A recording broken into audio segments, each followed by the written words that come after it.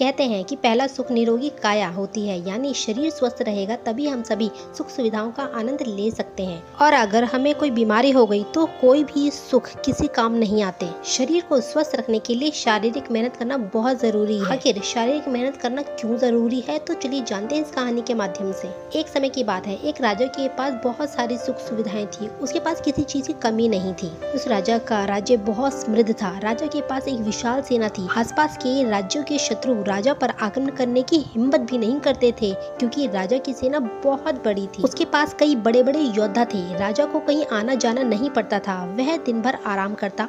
काफी समय तक ऐसे ही चलता रहने से राजा एक दिन बीमार हो गया। राज्य के बड़े बड़े वैद्य राजा का इलाज करने लगे, लेकिन राजा को कोई लाभ नहीं मिल रहा था। धीरे धीरे ये बात राजा के शत्रुओं तक भी पहुंचने लगी। अब राजा को ये डर सताने लगा कि शत्रु राज्य पर आक्रमण न कर दे। तब राजा ने अपने राज्य में घोषणा करवा दी कि जो भी व्यक्ति राजा को ठीक करेगा उसे अपार धन दिया जाएगा। घोषणा करने के बाद अगले ही दिन कई वैद्य आए। एक बूढ़ा व्यक्ति भी आया। राजा ने बूढ़े व्यक्ति से पूछा कि आप क्या नुस्खा लेकर आए हैं।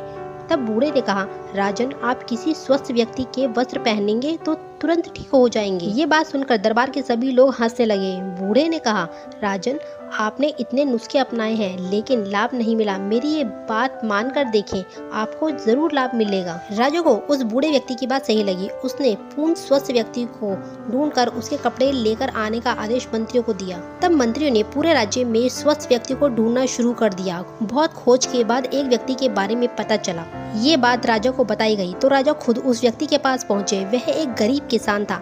दिन का समय था। वे खेत में मेहनत कर रहा था। राजा ने पहले तो किसान को उस बूढ़े की सारी बात बताई तो गरीब किसान ने तुरंत अपना फटा और गंदा कुर्ता उतार कर राजा को दे दिया। कुर्ते में से किसान के पसीने की बदबू आ रही थी। राजा ने थोड़ा विचार किया तो उसे समझ आ गया कि उस बूढ़े व्यक्ति ने ये उपाय क्यों बताया। दरअसल राजा कोई भी शारीरिक मेहनत नहीं कर रहा था। बूढ़े व्यक्ति के उपाय का संकेत यही था कि राजा को शारीरिक मेहनत करनी चाहिए। राजा को भी पसीना बहाना चाहिए। सुख सुविधाओं से शरीर स्वस्थ नहीं रहता। शरीर के लिए मेहनत भी जरूरी है। ये बात समझ में आते ही राजा ने उस बूढ़े को बुलाया और सम्मानित किया। इसके बाद से राजा भी रोज शारीरिक मेहनत करने लगा और कुछ ही दिनों में वह पूर्ण रूप से स्वस्थ हो गया।